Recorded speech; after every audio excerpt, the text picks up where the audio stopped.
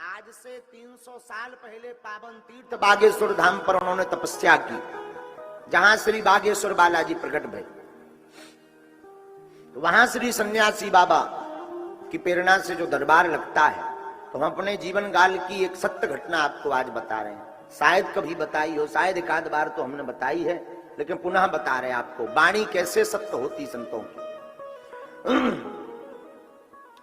शुरू में जब हमारे ऊपर बालाजी की कृपा हुई, अवस्था हमारी रही होगी 12-13 साल, और 14-15 साल की अवस्था से हम हर शनिवार को जो है बागेश्वर धाम के नीचे में जहां निवास बना है, उस भवन में झोपड़ी में बैठते थे। झोपड़ी थी हमारी, 7 साल तक हमने झोपड़ी में रहकर दरबार लगाया। जो पुराने लोग हैं वो बहु प्रकार से परिचित हैं। यही कोई दरबार की दूसरी साल की बात है। उतने लोग आते नहीं थे, उतने समुदाय भक्त नहीं आते थे। आज तो 2-4 लाख लोग मंगल शनिवार आते हैं।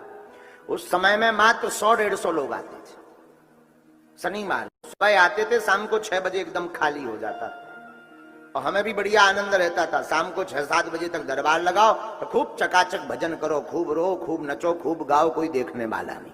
तो पहले का समय बड़ा अद्भुत था, लेकिन सबको अपना बीता हुआ समय अच्छा लगता है। तो जो है शायद हमारी अवस्था 15-16 साल रही होगी। छतरपुर में सिख समुदाय भी खूब है। वहां पर सिख समुदाय में श्री एक सरदार जी छतरपुर घूमने आए। रहने वाले वो दिल्ली के थे, वर्तमान में अभी कनाडा में रहते हैं। हमारे बड़े प्रिय शिष्य हैं, आज भी जुड़े हैं। लेकिन घटना बहुत अद्भुत घटी थी। तो किसी ने छतरपुर में, छोटी छोटी चर्चा थी धाम की, बागेश्वर धाम की, किसी ने छतरपुर के बारे लोगों ने उनको बताया कि भाई छतरपुर के नजदीक एक यहाँ गांव है गढ़ा, वहां बगराज श्री बागेश्वर बालाजी का स्थान है। वहां पर एक छोटा बालक है पंडित जी का, उनके ऊपर दादा गुरु की कृपा से बालाजी की कृपा हुई है, वो दरबार लगाते हैं।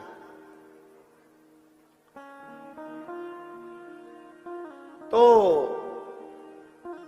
वह सरदार जी दरबार में आए, बोले हम भी जाएंगे, देखेंगे आखिर क्या मसला है, क्या मामला है। बोले भाई 100-150-200 लोग जाते हैं हर शनिवार मंगलवार, सुना है कि वो बताते हैं, और जो कह देते वो हो जाता। हम आपको पूज्यपाद श्री सन्यासी बाबा की वार्ता बता रहे हैं। तो वो सरदार जी जो है धाम पर आए, आ गए होंगे वही कोई 11 बजे, लोग ज्यादा थे। तो 2-3 बजे वो जो है हमसे मिले झोपड़ी में। बाहर झोपड़ी में लोग बैठे रहते थे, 5-5 लोग करके अंदर आते थे मिलने के लिए। और जब 5 लोगों की अर्जी लग जाती थी, बात हो जाती थी, तो फिर 5 आते थे। ऐसा नियम था उस वक्त। उनका नंबर आया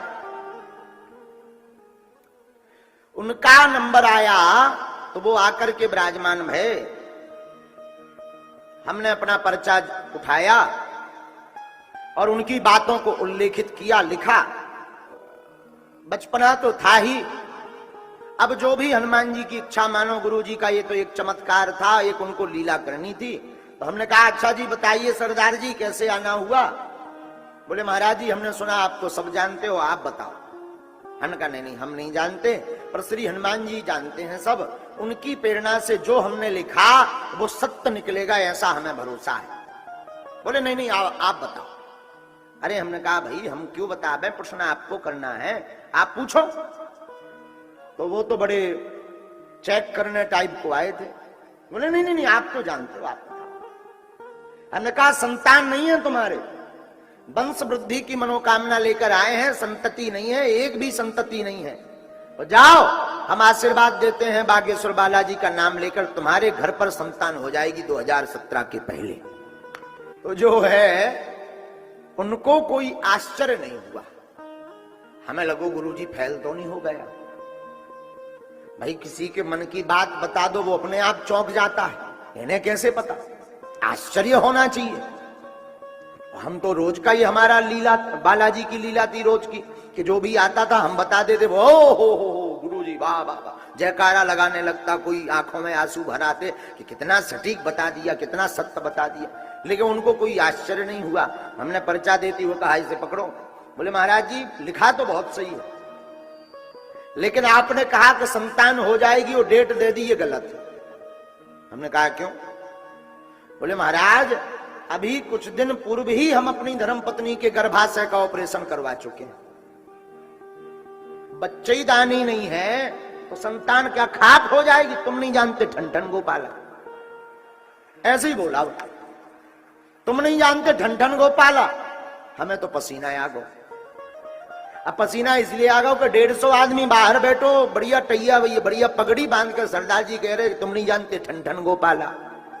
जब तुम इतना जानते थे, ये नहीं देख सकते कि गर्भाशय नहीं है, और जब गर्भाशय ही नहीं है तो संतान क्या खाक होगी? बात में दम था। हम अपने भाई में सिग्नल मिलाइए कि तुमने इतना बता दो, जो कहीं नहीं बतावा। हम अपने गुरुजी से भीतर ही, चूंकि सामने तो प्रदर्शित नहीं किया, लेकिन भीतर ही भीतर लड़िए कि लोग कटवा दे ना। अब तुम्हें संतुष्टि हो गई? तुमने भाई इतना लिखवाया, बता देते कि इनके गर्भाशय नहीं है, क्या बिगड़ जाता? वह कट गई ना, अब दरबार फेल होगा तमाम। ऐसे हम भीतर ही भीतर लड़े अपने गुरुजी से, सन्यासी बाबा से। अच्छा, हद की बात यह कि उसमें वाईफाई में कोई सिग्नल नहीं, मतलब ना हुंकाए ना हाँ ना जोकाए कि यार बेटा बता नहीं पाया। तो हम बात बना लें कि भाई हमसे ये गलती तो हो गई गुरुजी, हम ज्यादा सिग्नल नहीं मिला पाए, हाथ जोड़ लेंगे। कौन सा हमने बाप के बैलवा छोड़े, हाथ जोड़ लेंगे भाई ये गलती तो हो गई। लेकिन भाई साहब चुप, कोई सिग्नल नहीं। अब और दिमाग खराब हमने कही तुम बोल नहीं रहा जी, चुप नहीं हो रहा। सरदार जी चुप ना हो, मैं जी बोले ना। और जिसके साथ रिश्तेदार के साथ आए थे वो उनसे बोले वाह कहां लेवा के आ गए। ये थोड़ी मोड़ी मन की बातें मर जान लेते हैं, बाकी ये ठन गोपाला है, लड़का है, लड़कपन है। महाराज ऐसे बुद्धू न बनाओ, यही बोलो। कहा दोगे यार भैया। भीतर से हमें जो है हुंकार सी भरी, 2-5 मिनट तो हम सुनते रहे। तब तक हमने पुनः सन्यासी बाबा दादा गुरुजी का स्मरण किया कि अब हे सन्यासी बाबा, अब नाक ना कटे पीठ की, वरना हम दरबार पे अब आज के बाद नहीं बैठेंगे, हमारा प्रण है। और इतना कह के हमें आंखों में जो है डबडबा गई हमारी आंखें, और आंखों में रोष भर गया। और सामने एक हमारे जो है चौकी रखी हुई थी, चौकी मतलब सारण, हमने उस पर हाथ ठोक कर कहा कि जाओ, कह दिया तो कह दिया, मिथ्या नहीं होगा, कह दिया, हाँ मिथ्या नहीं होगा, जाओ। उस आदमी को कोई फर्क ही नहीं पड़ा, ना धन्यवाद ना थैंक यू, इतना और कोई हो तो डर जाए। लेकिन सरदार जी को कोई असर नहीं, वो तो ज्यों के त्यों अपनी जो है दाढ़ी उन्होंने 2-3 बार ऐसी करी, बोले ठीक है चलेगा। हमें तो जो है 1.5-2 महीना वही बात दिल में चोट बार बार करे कि गुरुजी फेल हो गए। अब 2-4-10 दिन बाद तो कछु नहीं, 20 दिन तक तो गुरुजी हमारे बोले ही नहीं सन्यासी बाबा। 20 दिन बाद जब बोले तो हम खूब लड़े गुरुजी से। हमने कहा तुम इतना बता सकते थे, ये और बता देते कि गर्भाशय नहीं है। हमने 2017 डेट दे दी। वो जो है सबके सामने, अब गांव भर में, पहले तो बहुत छोटा दरबार लगता था गांव में, पूरे गांव में हल्ला होगा कि एक दिल्ली के एक आए थे तो वो जो है महाराज को फेल कर गए। हम कर लो अब और बढ़िया रहा। लेकिन वाह, संत की वाणी, पूज्यपाद श्री सन्यासी बाबा की वाणी आज तक मिथ्या नहीं हुई। 2017 के प्रारंभ में एक अद्भुत लीला भई। क्या 4-5 बड़ी बड़ी गाड़ियां, हमें तो आज नाम पता चला है, बड़ी बड़ी फॉर्च्यूनर गाड़ियां धाम पर आई, रुकी। हमने कहा कोई जगत भगत आया होगा, कोई बड़ा आदमी, कोई नेता वेता आए होंगे, आते ही रहते हैं। उतना नहीं आते थे, पर 4-5 गाड़ियां आना बहुत बड़ी बात थी उस जमाने में इकट्ठी हमारे लिए। हमने कहा कोई नेता वेता आए होंगे, लेकिन ये क्या, वही सरदार जी हाथ में फूल माला लिए हुए, अगरबत्ती लिए हुए दौड़े दौड़े आए और दंडवत भर करके पूरे धाम की परिक्रमा की। और सामने पुनः कमरा बन गया था, ये तो कमरे में हम भीतर बैठे थे, बोले गुरुजी पहचाना? हम तो सच में भूल गए थे। हमने कहा हमने नहीं पहचाना श्रीमान, माफ करना। बोले गुरुजी हम वही हैं जिनका आपने पर्चा बनाया था। और फबक फबक करके रोने लगे। कम से कम 7 मिनट रोकर दंडवत भरी उन्होंने, 7 मिनट रोए। हमने कहा भाई चुप तो हो जाओ, बात तो बताओ। बोले आपने कहा था संतति होगी। महाराज हम डॉक्टर हैरान हैं, हमारी धर्मपत्नी गर्भवती है। हाँ? हमने कहा भाई हमें तो पता नहीं, हनुमान जी जाने और श्री सन्यासी बाबा जाने।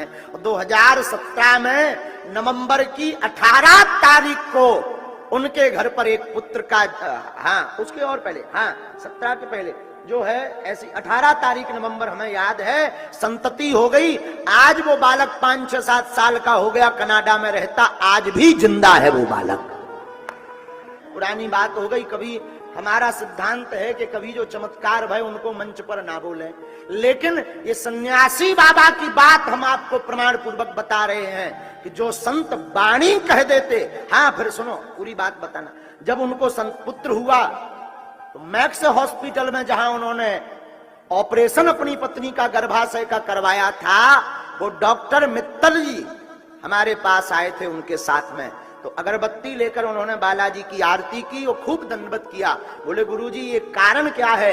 हमने अपने हाथों से ऑपरेशन किया है गुरुदेव भगवान, और आज तक हमने ऐसा केस नहीं देखा, पहली बार देखा। हमने कहा कारण तो हम कुछ नहीं जानते, ये सन्यासी बाबा की वाणी है, हम बस इतना जानते।